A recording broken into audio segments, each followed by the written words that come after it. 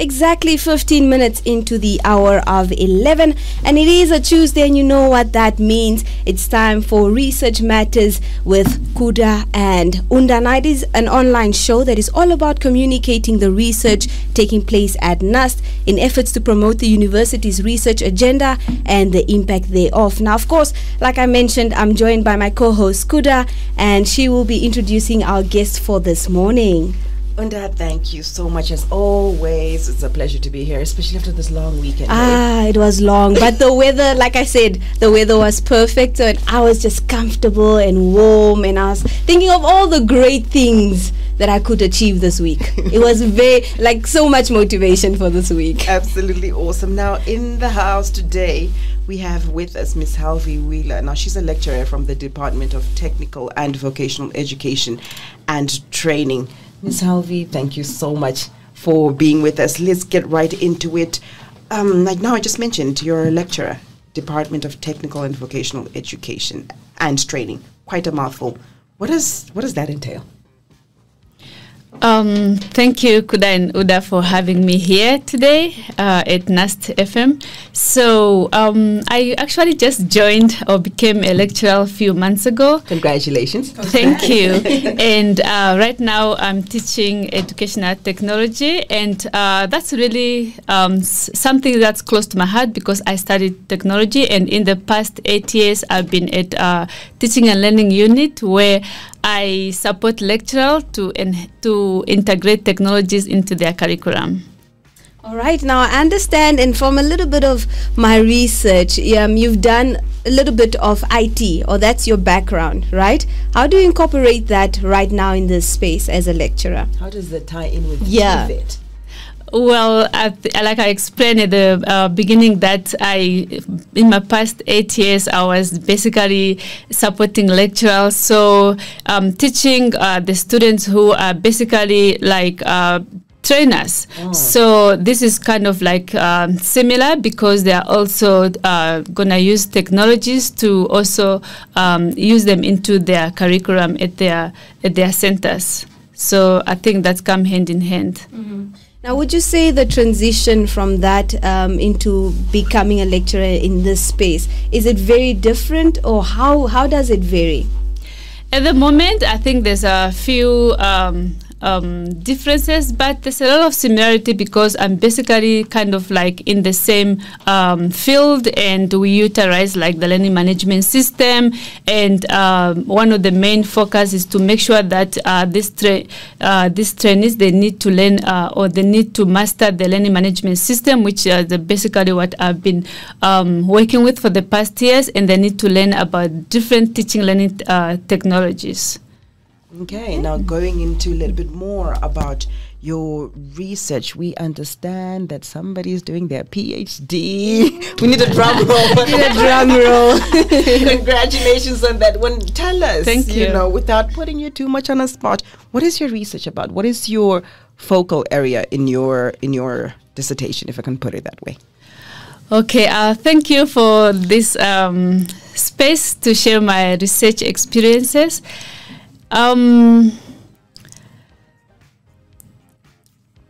Yeah, like so. Let me jump in there and rephrase. You know, when you let's rewind. Let's go back a little bit. Before you started doing your PhD, what came to mind? What did you think about? What did you say? Okay, this is what I'm passionate about, and this is what I'm going to carry further. So just those few months, perhaps even years before you did your PhD. Let's start there, then we swiftly get into it. Thank you. So my research is basically exploring and co-designing emerging technologies to enhance reading experiences for children. And enhancing reading experiences for children has really been a topic close to my heart. In my childhood, I grew up, spent about 9 years of my childhood in 2 refugee camps in Nyango, Zambia, and Kwanzazu, Angola, and during the Namibian liberation struggle. And during this time, there were really a lack of study materials, especially reading books. And I remember one of my 4th grade teacher, she introduced 3 reading books, story books. And I really loved this, and I memorized them. I didn't even know most of these words, what they mean. But this was one of my highlights. And after that, there was nothing really that I remember. There were no other books or advanced books. And because of this poor educational background, my study really suffered in independent Namibia. And when I became a mother, I make sure that I instilled the culture of reading in my own children and thereafter in the Namibian children. And that's why I did the research to make sure that they don't struggle like I did. Well, that's amazing. And I think this will tie in nicely. I understand you have a son and he was quite a brilliant programmer. Is that how you got him in, and, you know, with the idea that you wanted to make change starting at home, basically? Yes, so at the early age, I already introduced reading, and then I saw that his interest was in playing games, so I kind of like helped him and ask him if he could start making games instead of just playing them. And I did the research, and I found there were some programming tools like Scratch. And that time, I think Scratch was not really popular like today. They are teaching Scratch in high schools, and he got a kind of like a head start, and he took that off. He started participating in many projects at school and even in Namibia. He even represented Namibia in Finland.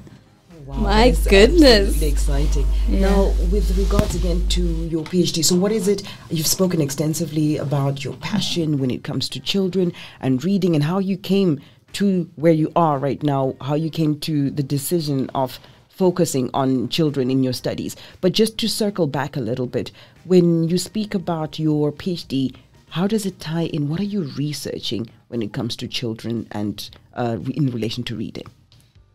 I believe that library plays a critical role into promoting the culture of reading. So under the supervision of Professor Heike Vincers, we launched into an interactive tech library design journey with the People's Primary School learners. So in 2017, we kind of started participatory design, where children are redesigning or co-designing their reading space. So through this research, we kind of like work with the children when they are co-designing their own space, their own reading technology. And some of the results from the prototypes, they kind of like design 4 elements. And the first one was basically they created a hotel and the restaurant. And the idea behind that was that, you know, when you go to the restaurant, you order food, but when you go to the library, you have to order the books. And then the hotel was like those children who wanted to get away, having like a quiet space, they go to the hotel and they read there. And another element was the beach. They wanted to have a beach feel in their library. They wanted to feel the sand in their feet. And so we have to come up with a simulation kind of like design to make sure that we incorporated that in their school library. And they also wanted to have a moving vehicle, and they could travel around the world to share their knowledge and also learn from children around the world. And we could have like an interactive map. And they also wanted to have nature, like trees and leaves, in their school library. And some of the elements that were created were also like Kishi, the bird monster, which is basically based on a traditional story which I wrote. And because of lack of funding, we only managed to kind of have the Kishi. We finished the Kishi and the moving vehicle. They have a boat in the library. We are busy kind of like working on the funding so we can finalize the project. All right. I would like to just find out what type of, or who are your partners rather, that will help make this a reality. We have different kind of partners. Of course, the main one is NUST. Yeah. And with NUST, through this project or through my research, I've had a lot of NUST students who are coming through this project. Some were interns, some were like researching their masters. Some of them were researching their honors, and we also have different kind of students from Denmark, where they also co-design. NUST student and student from Denmark and other parts of the world, they co-design reading technologies for children. And we also have MTC, who also funded some of the technology tools and the workshops and so forth. All right. Now, and, before excuse me. And before I forget, I don't want to forget National Art Council also funded as part of the elements. Welcome back, and if you've just joined us, you're listening to Unda and Kuda live on NUST FM, and we are here in studio with Ms Helvi Wheeler, a lecturer in the Department of Technical and Vocational Education and Training, simply known as short as TVET, and that was her song choice by India Ari's Psalm 23. Now, Ms Helvi, before we continue, why that song? Oh my God. We need to understand. It was coming. Oh, wow. Thank you for that. Well, I really just, my mom is late, and before, when she was living, she used to pray for us, and I really believe in prayer. So I still believe that her prayers are still like protecting us. Just like in Psalm 23. Oh, no, it's absolutely beautiful, and it's so inspiring. Sometimes you hear music, you're just listening to the beat, but there's always words, there's always something deeper, and it's food for the soul, as they say. Now, earlier on, just before we took a break, you spoke extensively about Kishi Kishi. What? Can you tell us a little bit more about that? Now I'm really curious. I need to know. What is that about? Oh, wow. Kishi Kishi is technically is a traditional Namibian story. I can say from the north. I'm from Tsandi, Ukwaludi. So when I grew up in a refugee camp, my parents used to tell me traditional stories, and one of them was Kishi Kishi, and I really enjoyed Kishi Kishi. It was quite scary, but you kind of wanted to hear it more, and every time they tell this story, they change a little bit something. So it was interesting. And so I decided to kind of publish or write and publish this because I wanted my children and other Namibian children to kind of learn about our traditional stories.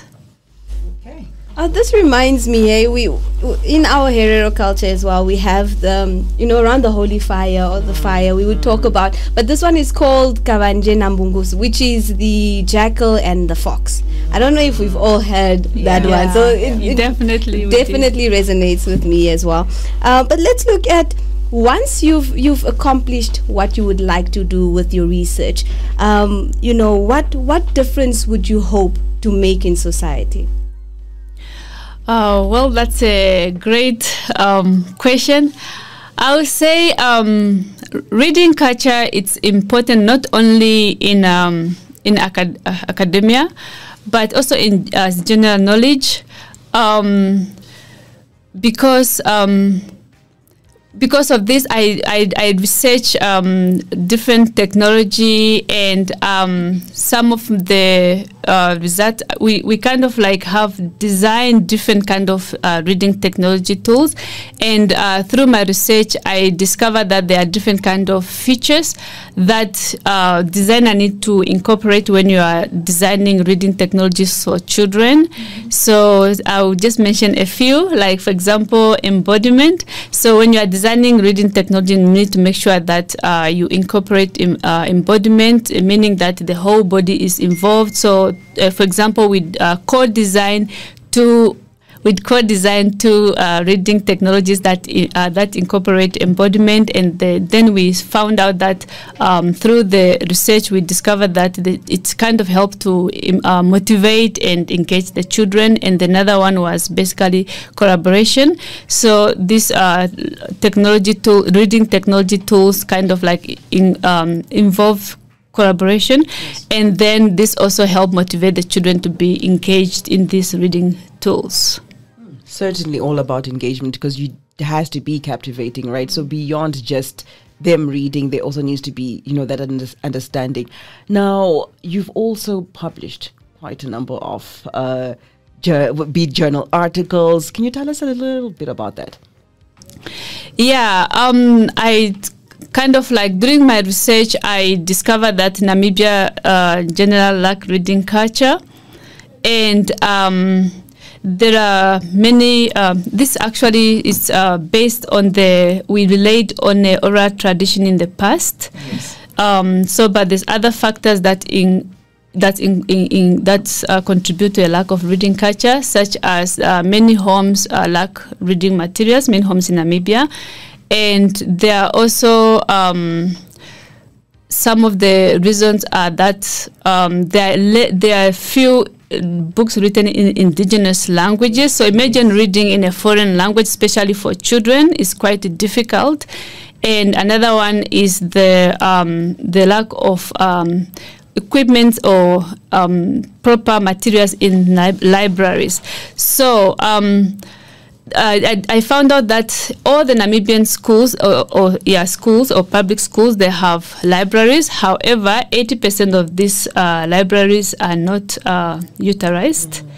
And I wanted to kind of like I wanted to find ways to improve the reading culture, and I looked into technology because that's also my background. So we co-design reading technologies for children to enhance reading experiences. That is absolutely exciting, and all the work that you're doing. And it's so nice. Everything just comes so full circle, you know, beyond just as a lecturer, you're focusing on trainers, you're focusing on adult students, if I can call them that way. But your work also gives back and does things for children and everything. So it's really nice to see it all come together, different sectors. We applaud you.